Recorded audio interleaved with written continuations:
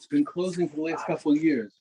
You have in places like Chicago I wish I was used to be in Chicago, and other places. There are hundreds and hundreds of Jewish people that don't identify as Jews anymore. Yeah, thousands. Where I came from in Phoenix, where they believe they know how many Jews there are. I think they have no idea how many Jews there are. I believe there are about 200,000 hidden Jews in Phoenix, because people have been assimilating in Phoenix for well over 100 years. You understand?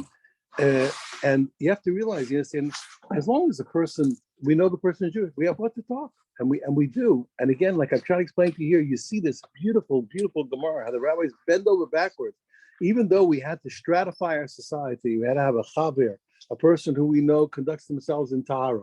We had a person that's called Alam Arts. The person is not educated and they don't. But we bent over backwards to make sure that our society did not split into two. I hope you understand what I'm saying. We killed ourselves for it. Make sure that the society wouldn't split apart.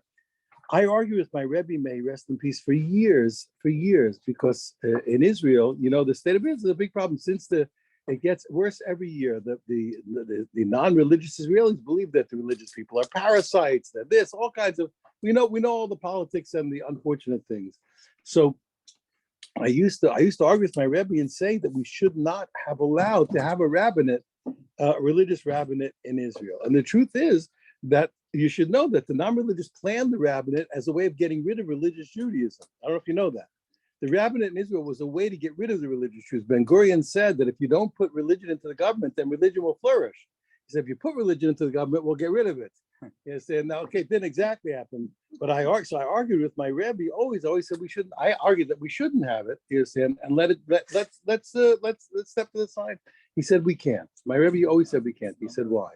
He said so long as there's a rabbinate in Israel, one Jew will marry another. You understand? Jews will marry each other. But he says the second there's no rabbinate anymore, then everybody who's observant will not marry anybody else. He said the Jewish people will split into two. And I'm going to tell you one more thing quickly. Don't worry, we're not late yet. When I'm late, I'll be late. I'll announce it. What about the others? Yeah. What's that? What about the Talmidim? What do you mean? Say what you're saying. What do you mean? What about the Talmidim being late? Oh, Talmidim being late. Right. Anyway, but don't worry, we're not late yet. Don't worry. But I want to tell you something. So, yep, I want not late yet. I want to tell you something interesting. We have a book called the Shulchan Aruch. If you open up the book called the Shulchan Aruch, it's very funny because the Shulchan Aruch is really two books. It's not one book. The Shulchan Aruch that you open up, when you read it, you're not reading one book, you're reading two books. In fact, they print it, the Shulchan Aruch has two different prints. One print is in block print, and one print is in Rashi print, and two books are interwoven. What are the two books? One book is the Shulchan Aruch, that you call it, and the second book is called the Mappa, the tablecloth, which was written by an Ashkenazic rabbi, Moshe Isserles, to modify what the Shulchan Aruch said and make it fitting for Ashkenazic Jews.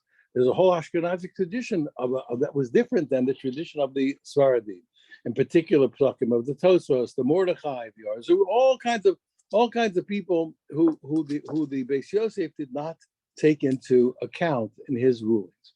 Now, I want to tell you something. My Rebbe said it. This Ramah was one of the greatest events in history and one of the most heroic acts, and you have to know what it was. When the Shulchan Aruch wrote the Shulchan Aruch, it was written according to the Sephardic tradition. That's fine. That's what he should have done. That's who he was, and that's what he was supposed to do. And the Ramah, Rav Moshe Isserles, was from Krakow. He had tremendous respect for the Shulchan Aruch, and he realized though, but he doesn't want to see the Ashkenazic tradition destroyed. And he came to the conclusion. He said, "You know what?" He said, "I must write something to apprise all of the Ashkenazim of the differences between the Ashkenazic tradition and the Ashkenazic rulings and the Sephardic rulings." But he did a gigantic thing. Instead of writing Shulchan Aruch B, Shulchan Aruch A, Ashkenazi Shulchan Aruch, and you would have gone to your shelf and found what? You would have found the Sephardic Shulchan Aruch and the Ashkenazi Shulchan Aruch. He wrote notes. He called them Hagos. He wrote notes on the Shulchan Aruch. And I never saw in my life a Shulchan Aruch that wasn't printed together with the Ramah. I never saw one in my life. Maybe it's in the museum. I never saw one. To this day, I've never seen a Shulchan Aruch that's written by itself. And instead of letting the Jewish people split into two, what did he do? He made every Jew in the world, when they look on the Shulchan Aruch, what are they looking at? Every Jew looks at what the Ashkenazim say and what the Sephardim say. And my Rebbe, it was an act of heroism. You understand that he was smart enough not to write a separate book and to write a book that's going to keep the Jewish people together. And you have to know that's your goal at all times. If you don't love Jews, you're not keeping the Torah. That's for sure. You don't love Jews, you're not keeping the Torah. And you're right. There's times when you can hate a Jew, but it's not often. When are you allowed to hate a Jew? You have to have a mitzvah to hate the Jew. When you have, I can't even spell it. When you have an unrecalcitrant sinner, what does that word even mean? I just think you have an unrecalcitrant sinner. No, it's a mitzvah to hate him. How many people you know like that? Very few. Very few. Most of the people, but Aruba the Ruba, people aren't religious, are Bechlal, what's called, they're called people who are taken captive. Not, not anymore. They were called people who are taken captive. And you should know, I want to tell you something. You know, I stopped traveling in LL because it wasn't a good deal. I got better deals with other companies. But when I used to, and when I started traveling with other companies, it was very difficult because halal, the food all the food in halal is kosher from the rabbinate. When I started traveling with Goyish Airlines, I had a terrible situation because I'd be traveling with Israelis who I knew were Jewish, who weren't religious. In the old days, so when you sit in the seat in the airplane, so the person serving the meals passes you the meal to pass to the, now they don't do it anymore, brother, but they used to pass it to you and you pass it to the person, the inner person. So I always made sure to be asleep. I didn't want to pass the treif meal to the non-Israeli guy. I didn't want to pass it. When they collected the meals, I always stayed up. Well, I was happy to get it away and give it back to them. Now, everybody used to make fun of me. Why is that? I'm gonna tell you why. Because there's halacha. It's true from the Torah. You have a rule. There's a lifnei iver. You're forbidden. That's a lot of what we're dealing with here. You're forbidden to place a stumbling block in front of another Jew. You can't help another person do an avera. But the Torah prohibition is extremely limited. Why? Because it's called, the Gemara explains, we will learn about it, called Trevet de Nahara. Unless it's impossible for the person to do the avera without you, it's not a problem. Only from the Torah, the person really needs you. Nevertheless, midrabanan, from the rabbinically, even though the Torah doesn't prohibit you to help a person do an avera when they can do it without your help, but the rabbis forbade it. It's called Mesayeya Lidvar Avera. The rabbis forbade us, even when the guy doesn't need me to help him, I'm not allowed to help him. So a lot of people would make fun of me and say, listen, when a person is not, but there's a rule, when a person is not religious, a person is a mumar, a person is not religious, you don't have any obligation not to help them. You understand? I'm good. But I didn't want to do that. I didn't want to rule that this mass of people were excluded, you understand, from the pale of from the pale of Jews, and therefore I was makpid not to do it. And I have other things to tell you, which I'll tell you in time. But you have to understand, if you don't put your attitudes in the correct way, we're going to lose. And if we make our attitudes correct, we're going to win, because the Torah is a wonderful thing. The Torah is the most wonderful thing in the world, and every Jew's neshama can respond to it. But you have to be careful, you understand, not to antagonize and not to denigrate other Jewish people unless you're forced to. You understand? We have a Russia, yes. Sometimes you have to kill people. Sometimes you have to excommunicate a person, but we do everything we can not to. So take a look here. Here we are again. So we're walking in this tightrope in our Gemara between what? Between stratifying our society, between a chaver, a person who keeps himself ritually clean, and the Amoritz who doesn't. But we're finding, what are we looking for? We're finding ways to what? To look at this whole Gemara. What's been talking about? How do we interact with people who are not living up to the standard that we want them to? How do we keep them close? You simply hope you understand. The whole Gemara is about how to keep the people close who aren't doing the job. That's you have to understand the Gemara. So he said, he testified the following. We're at the yeah, thank you, third line. He said the following. Here, I got a problem. If the Amaretz, if the unleavened person already made the dough, so what is it? It's unclean. We have to assume it's unclean. And he asked you, a person who are a chaver, you're at the standard to take challah. He says you're not allowed to do it, because the Kohen, knowing that you are a higher standard, is going to think that he can eat the truma, and he can't, because the whole dough was already what? Was already unclean. I will also eat challah b'tahara. But if he gives you the flour and says, make the dough and take the challah, then it's fine. But the only thing is what? You're going to, because it's clean now. When you do it, you take it, you mix the flour in cleanliness, and you took the challah, but no to the challah, and therefore you're allowed to separate the challah. Kafisha banchusa are utensils, they're putim. They have no base kibble, they have no receptacle. So a kli generally without a receptacle, it doesn't become tamei. So you're going to put it on this leather. It's from leather shards, but it doesn't matter. They're made from leather leftovers from a keli.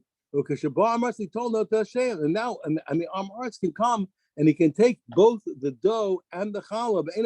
We're not afraid that he is going to touch it and make it tamei because he knows. You know, saying you put it in a special keli. He's going to see. So when he carries it, first of all, he's not going to make the keli unclean because it can't become unclean because it's flat. Yes, it has no receptacle. The only thing, okay, now let's look another. We're gonna have the same law repeated in a different case. We're gonna ask why. Same thing. Let's say the olives already been prepared. You know how they used to prepare before they press them. They used to crack them and let them bleed. You know what I'm saying? The olives were first cracked them, but you can go today. You can go and see how they make olives. They first crack them and let the oil come out. So what happens? You realize right away, olive oil is one of the things that prepares something to become tamei. So cracked olives, the prepared olives, before you press the olives, they're ready, fit to become tamei. So what? The innocent truma. And now after the Amarch wants me to take the trumas and meisos out. You're not allowed. Why? Because the Kohen again is going to think since you're an educated guy, he's going to think that it's clean, and really you received already the olives, the processed olives from the Amarch. But if he gives you completely unprocessed olives, and you're going to process them, and you're going to take the meisos, you're allowed to do it. And then you're allowed to take the truma because the coin can rely on you that it's clean. But you put it into your own utensils, okay? But we're going to see in a minute. There also came that can't become tamei.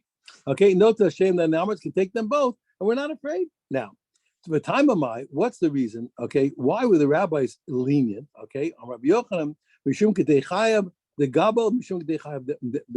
because I'll tell you what, for both. We want here. Interesting enough, before it was for take away. Here we have to give parnasa.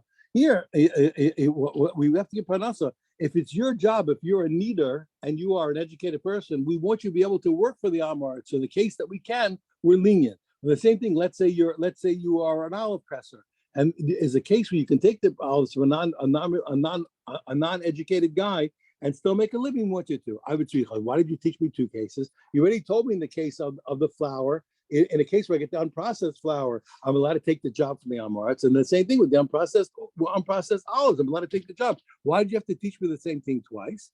The Iash Mu'ina and Gabal, because had you told me only the case, and the rabbis only taught me that it's permissible in the case of the Neder, KN, it's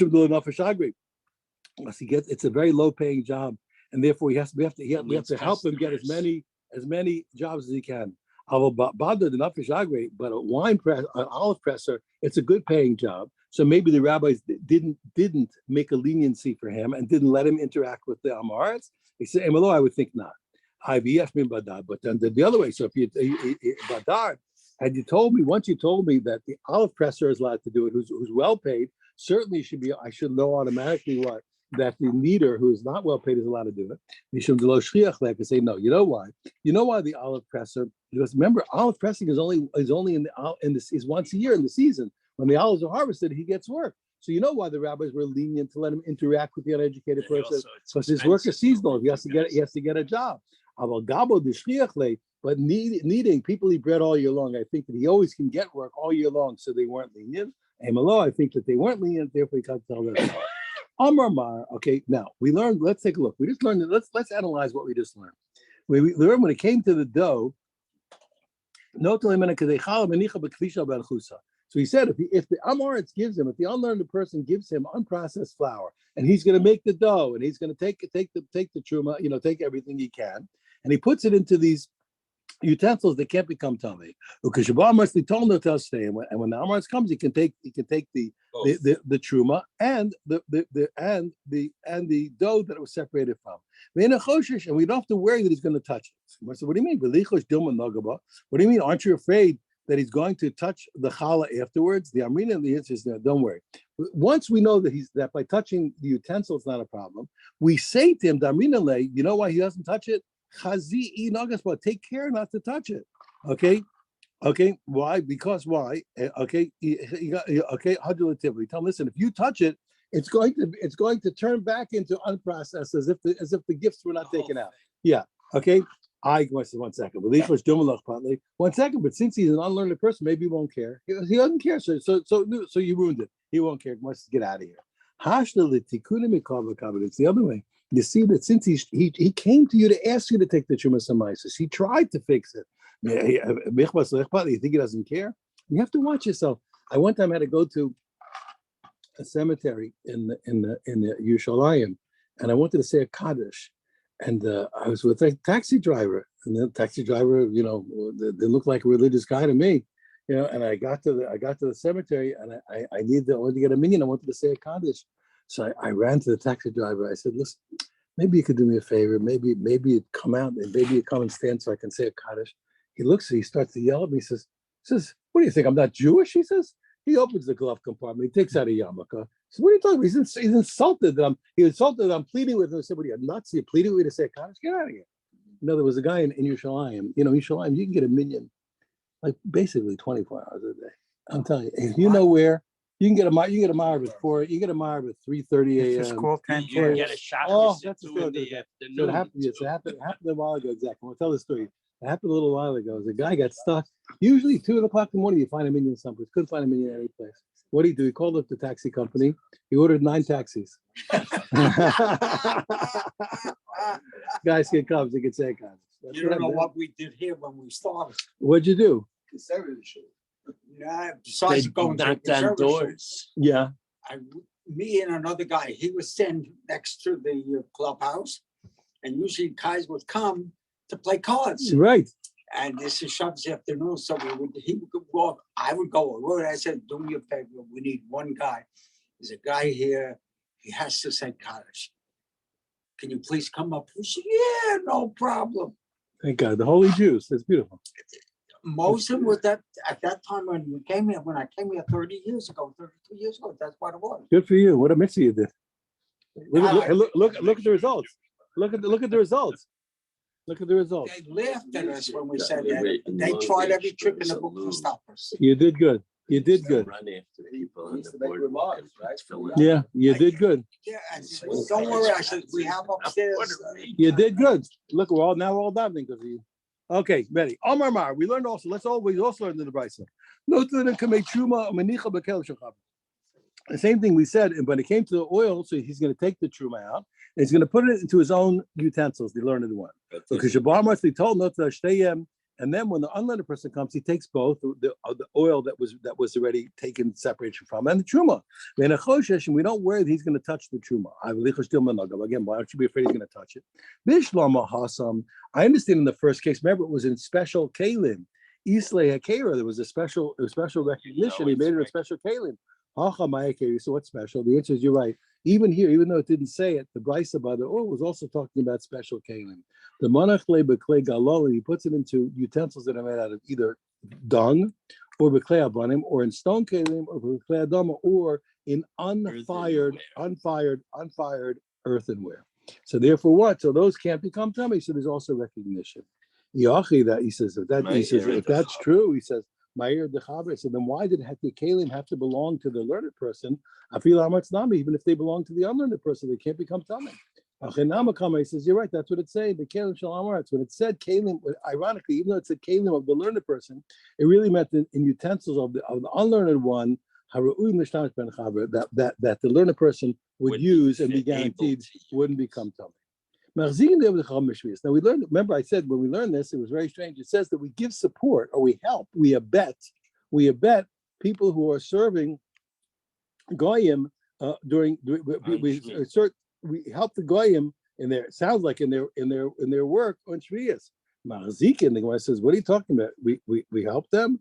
Walmart, the Rav Dimi Bar Shishna Mishmei, the Rav Dimi learn, Ain Odi Dima Odeh Chacham B'Shviyas. We learned that, well, I cannot dig with a guy on the 7th year. And Koflin Shalom v'Kocham, nor do I return Shalom. Now, you probably know, one guy says Shalom, the other guy says Shalom Shalom. We return Shalom Shalom. You give 2 times back. The guy says Shalom, you say Shalom Shalom. I have a whole drush about this. I'll talk about another time. Okay. Lo tzricha. So therefore, what? So what it means? So we learned you're not allowed. I'm not allowed to go dig with the guy, and I'm not allowed to double up. I'm allowed to say shalom, but I can't say double shalom. Okay. So the Gemara says lo tzricha. He says, don't worry. We're still talking about lememra lehu arzuka ba'alma. When it said that I give them support, it doesn't mean I go and dig with him. I'm not helping him dig in shvius. I'm not allowed. But what it means, I give him encouragement. I say to him, okay. I say, do good, be strong. Okay. He would say to the non-Jews, be strong. Rav Sheshes Amalu Ashrasa. He would say to them, what also what? Be fortunate. Ashrasa also have good strength. What we call yashikach. What we say yashikach. Your strength should be good. We ain't kopling shalom. We don't double shalom to a guy. Rav Chisda, okay, Magdim Gavilu Shalma. Rav Chisda was always careful in order to not have to get into the situation where he's the responder. He'd always make sure to be the first one to speak. So he'd always say shalom first to the guy, so he shouldn't be the second one to have to worry about saying 2 times. Rav Kahana Amar Le Shalom Lamar. What he would say, Rav Kahana, even when he said shalom, in his mind he was thinking shalom to his rebbe. So he wasn't even thinking. He didn't want to really say it. We said also that we're allowed to ask the shalom of a guy. So Gemara said, 1 second. If I'm allowed to say to the guy, good health, be well, be strong. Shalom is there even a question that I can ask them I can ask them how they're doing? He says, he says, right. The chiddush is that Al Yom Chag means even on the Goyish holiday, You can still which say I'm always afraid that he's going to be so happy that I was nice to him that he's going to give thanks to his avodah zarah. Okay, here we don't have to worry about it. The Tanya we learned. A guy should not go to a guy's house on his Goyish Yontav and give him shalom, because the guy is going to thank his God that the Jew gives, he honors him. But if you meet the guy in the marketplace, what you do is you speak very quietly over covered rush with great gravity. And if you speak that way in a very quiet way, we're not afraid he's going to go giving thanks to his God. You didn't give him such a big cover. These 2 rabbis were sitting. Geniva was a certain Talmud from the base Medrash. Okay, and he was walking in front of them. Crude. So one said to the other, so let's stand up in front of him. He's a learned person. He's a Ben Torah. I should stand up in front of him. He said to him, 1 second. A person who fights with the rabbis, he was a person that we learned earlier that he spoke disrespectfully to Mar Ukva. Okay, so he says, how can I stand up for him? In the meantime, Geniva already, before they could figure out what to do, Geniva came up to them. Amarlu, and Geniva said to them, Shalom Aleichem Malchei, Shalom Aleichem to you kings, Shalom Aleichem Malchei, Shalom Aleichem to you kings. He doubled up and he called them kings. How did you know that rabbis are called kings, that you called us kings? He said to them, because it says, the Torah here, the Torah is personified. The Torah says, in me, the Torah is speaking about itself. In me, kings rule. They said to him, and how did you know that you double peace, you double shalom to kings? He said, because we learned, you see, he was a Talmud Chacham. Where do we learn that we double shalom to a king? Shenever it says, a spirit overcame him. Okay, and what? And the end of the pasuk says, he said twice shalom. So you see that he gave twice. The Gemara doesn't quote it, but the end of the pasuk is he said twice shalom shalom to David HaMelech. Amrile, so they said to him, they said, look, why don't you have something to eat? Let's eat something. Amalu, he said, he said, this is what I learned. You're not allowed to taste anything. You're not allowed to start your meal until you first feed your animal. Because you see in the Shema, we say what? I'm going to give grass in the field to your animal. And only after it says, and you will eat, and you will be satisfied. Adon Allah, Nizakim. We did indeed return to you. Okay, now we do chapter. I just want to give one simple introduction. We're going to learn in general there's such a thing as shlichus, and in particular by kedushin, by marriage, we learn that there's such a thing as shlichus as agency. So a man can, if his wife is, for whatever reason, he doesn't want to personally deliver the get to his wife's hand. He can appoint a proxy who will act as his agent and deliver the wife to his wife's hand and make the divorce. Similarly, a woman can appoint a proxy to receive the get for her. So if she doesn't have to show up, she can get a proxy, and the husband can put the get into the hand of the proxy. So we know that. But we're going to have to investigate two different points today. One point is, once the proxies have been appointed, can they function in more than one capacity, as we'll see, or change their capacity? That's one. So if a person is a shaliach to deliver, can he change it to be a receiver, a deliverer? And the second point is, we don't know if the same person can do both jobs. No, maybe only a man can be a deliverer, because that's what the husband does. Maybe only a woman can be a receiver. So maybe if a woman wants to make a shaliach, maybe she can't take a man and make him her agent. Why? Because since a man doesn't receive a get, he only gives them. Usually the proxy has to be somehow relatable to the job that they're supposed to do. I can't take a non-Jew to do a Jew's job. So maybe a man can't be a receiver of a get for a woman, and maybe a woman can't be a deliverer of a get on behalf of the man, because they don't do those jobs. Those are the two. So we're going to talk about changing jobs and who is eligible in general to do the changing lashon. Yes, that's what I'll discuss right now. Okay, so he learned the following. If a guy says to his proxy, his kabel get zeli ishtu. So he said his funny words. He says receive. He says receive this get for my wife. You understand something's wrong. He's usually appointing a shliach to what? To deliver. And he said receive it. Holy gets el ishti. Okay, or he said to a shliach, or said to a certain person, deliver this get to my wife. Im rotza. Okay, in both of those cases, if he wants to cancel, to renege on the divorce, he wants to renege a divorce. Yasser, he's able to renege on the divorce. And why is that? One, because if he tells the guy to deliver, until the guy's delivered it, the divorce hasn't happened. And we're going to see in a minute, if he appoints a shaliach to receive the get, the shaliach is not a shaliach at all. Of course he can renege. Because why? Because it's not it's the woman's job to receive the get, and she's the one who appoints it. His appointment is nothing. You can't hire somebody to receive the get for her, right? Because he himself can't be the recipient of the get, so he can't do it. Ha'isha sha'amra, his kabbaligiti. A woman said to a certain proxy, she said, "Here, receive my get from me." Im ratza lasar, if she wants to go back, lo yasar. Once the get goes to his hand, If the husband wants to renege, lo yasar. Once the appointee receives the get, the husband can't go back. Why? Because it's over. The whole job is that when the husband delivers the get to the woman, the divorce takes place. So when the husband puts the get into the hand of the proxy, the get takes place. The fikach, therefore, we learn another case. Imamar lo abal. Okay, if the husband said to the shaliach when he gives him the get, let's say he's supposed to be a receiver. He says, I don't want you to receive it. I want you to go there and give it to her. I don't want to enact the get by you receiving it. I want you to go and put it in her hand. In that case, if he wants to renege, Yachzor, he can renege. Why is that? Because he doesn't agree with the shlichus to give it to him to divorce her. Hashem Gamer, he says, well, Afo Mer is totally giving. Not only when a woman says, receive my get for me, but she says, take the get for me. Okay.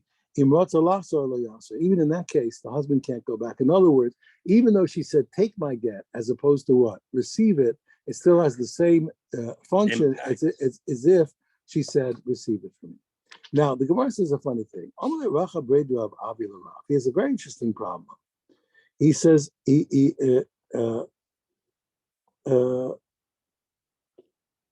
says, the whole reason we want to see the language of, we have a famous problem like this. When a person says take, or like transfer, can he also mean receive? Accept. And I tell a guy, take this get to my wife. Could it also mean receive the get from my wife? Let's take a look. He asked him this question. Let's look at our Mishnah. The whole Mishnah opening with that we said that the husband can renege. Why is that? Since she wasn't the one who made this guy a receiving proxy, but the husband appointed him as a receiving proxy. So the husband has said, you be the receiving proxy of my wife. He can renege. Why? Because he had no right to appoint the guy to receive the get. Really, but if she had appointed this guy to be a receiving guy, then okay, and he gives him the get, what's allowed? So the also, then he can't go back. But when is that? That's when he said what?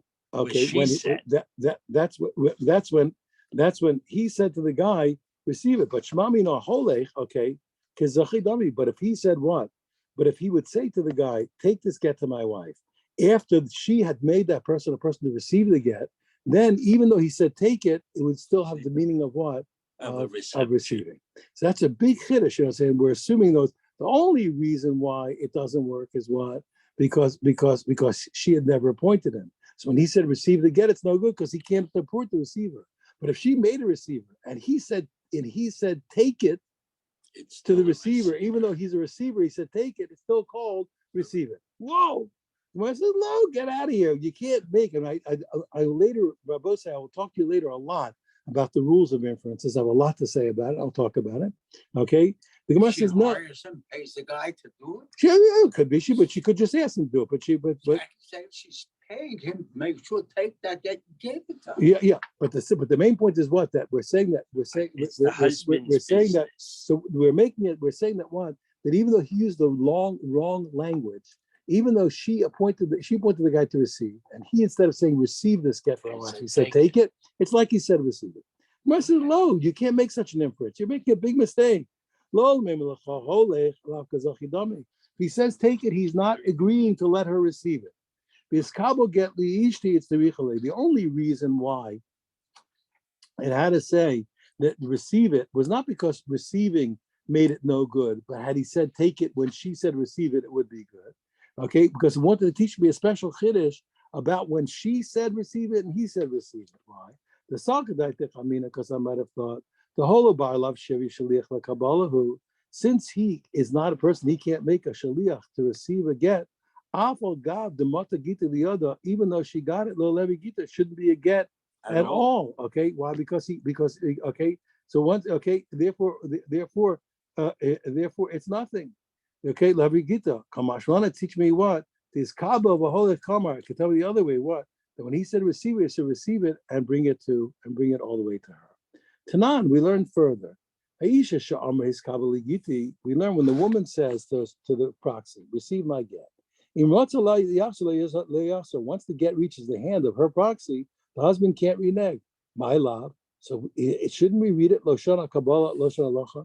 It makes no difference whether he said to the Shaliach, receive it, or whether he said take it. Either way, he can't renege. And you see that what? And you see that take it is the same rule as what? Receive it. Lo, a Kabbalah, it's only talking about receiving it. Toshma, I'm going to try and prove that saying take it is like saying accept it. Toshma, didn't we learn? We learned at the end of our Mishnah. The Fikach, therefore, we said, since the woman's proxy, okay, since once the get reaches the end of the woman's proxy, the husband cannot renege.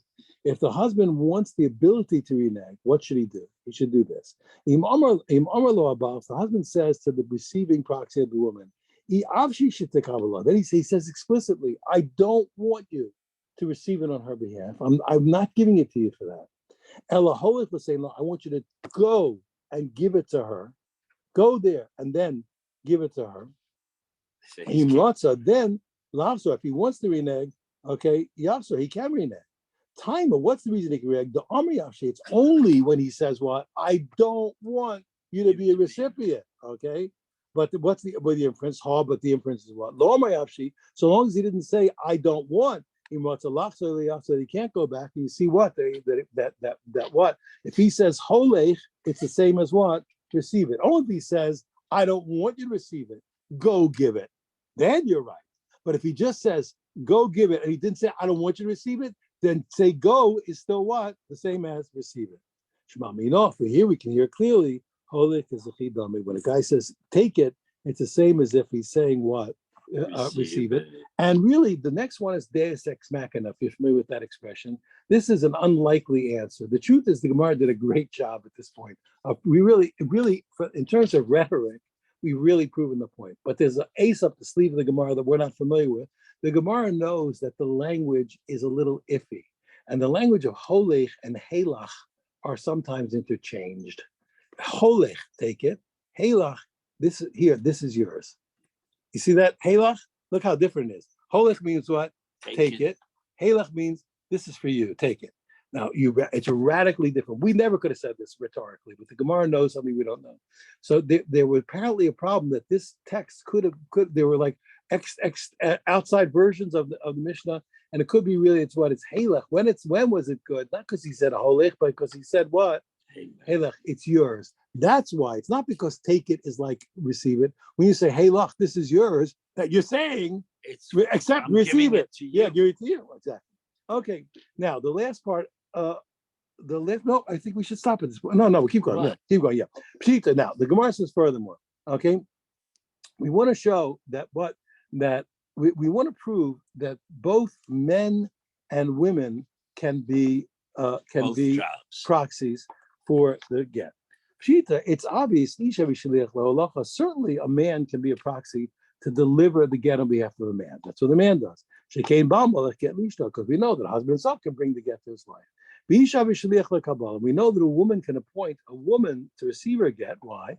Because the woman is capable of receiving a get. But how do I know that a woman can appoint a man to receive a get? A man can't receive a get usually. So how do we know the woman can appoint a man to receive a get? How do we know that a man can appoint a woman to deliver a get? Women don't divorce other women. What's the halacha?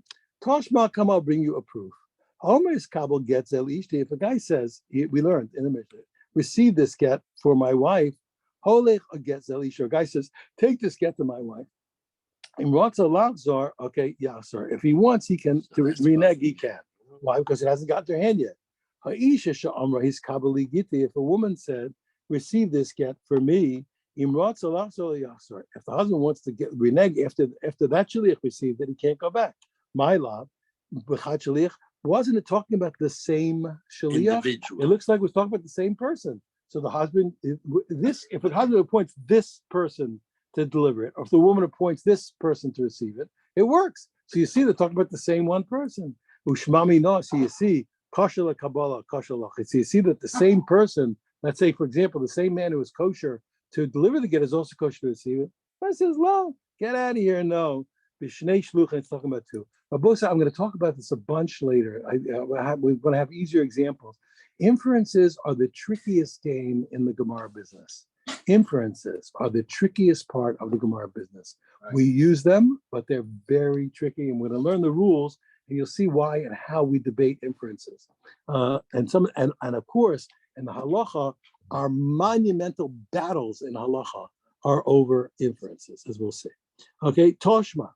Again, I'm going to try and bring you a proof that whether we can have a man receive or a woman deliver. We learned at the end, it said what? If the husband says to the woman's proxy to receive, he says, I don't want you to receive it. I want you to go and give it to her. If he wants, he can renege. Okay, why? Because he wants him to deliver. He hasn't been delivered yet. Again, it seems that it's the same shaliach. Look, she appointed somebody to receive it, and he appointed the same one. He appointed the same one to what? He appointed the same one to deliver it. Ushmamina, kasher kabbalah. So you see what? So the woman that she appointed is the same woman that the husband said go deliver it. Kosher la'alacha. You see, the one who can receive it is good to deliver it. The Gemara says, okay. The Gemara says. So look, okay. Yeah, but it's not necessarily true. Your proof is not necessarily good. Shot me no, I could learn the other way. Isha, you're right. He said, Ish, okay, Kabbalah. He says, one second, I'm sorry, one second. It's true that I can show that a man can be a recipient. That I can say. Shekain Ad Makabel Get Libito Ktana. I could say, yes, it's the same person, but what's the same person? Only a man, not a woman. Why? Because I have a little extra proof. Everybody knows, that a father, as long as his daughter's a minor, he can marry her off at And he his can per- divorce at his pleasure, if he wants to, at his discretion. And if she gets divorced while she's still a minor, it's a true divorce in the Torah. And who receives the get? The father. The father. So we have an example in the Torah, what? Of a man receiving a get. You're right. It's not his get, but he receives a get.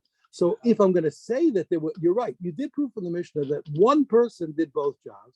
But since the only example I know from the Torah of a man, I'm going to assume that the Mishnah was talking about a man was the recipient and a man was the same man could be the what?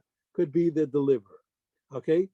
However, but you still can't prove. But still, I could still be in doubt whether a woman can do both jobs. I know a woman could do the job of receiving. I don't know if she can do the job of delivering.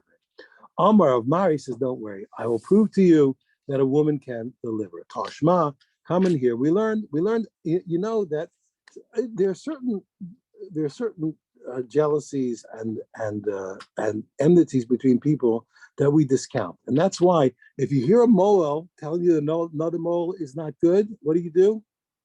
You ignore him. You ignore him. Because the Gemara tells us there's a rivalry. There's a rivalry. You better go. There's a rivalry.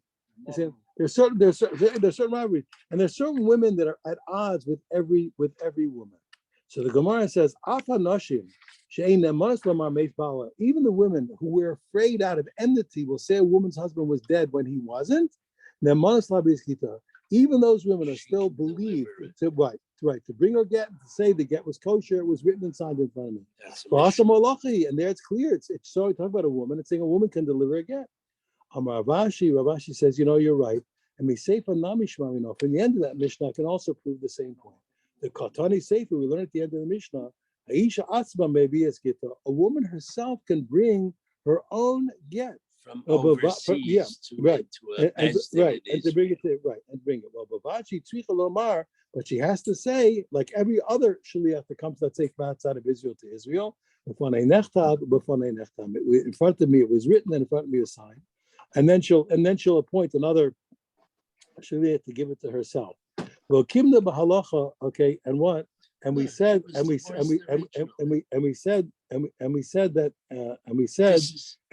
what? That this woman is a shliach of delivery, okay, until she gets there. Until she's a shliach of delivery until she gets there. Let me say what I want to say. You're not saying correct. Give me a minute. She's a shliach of delivery until she gets there. And so we see that what? So we see that the woman herself is the shliach holacha, and Shema Minah, therefore I can prove, since the woman herself was the shliach holacha, since she herself was the shliach holacha, so you see that a woman can be a shliach. The whole point was that